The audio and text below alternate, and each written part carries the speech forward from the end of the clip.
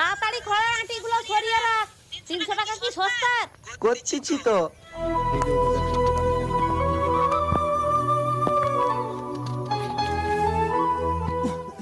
গলাটা পুরো শুকিয়ে যাচ্ছে, একটু জল খেতে হবে।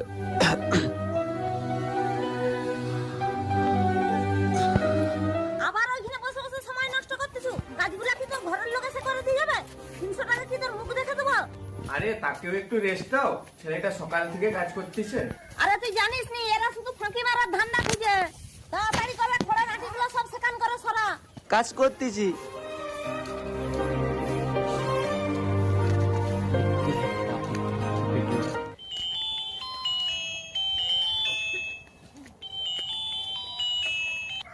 হ্যালো দেখ কাজ ছেড়ে দিয়ে কার সাথে ফোনে গল্প করতেছে। দাঁড়া দেখাচ্ছি মজাটা। মা, আমি 3 ঘন্টা পরেই আসতেছি। তুমি একটুও চিন্তা করনি, আমি যেইভাবে হোক 1000 টাকা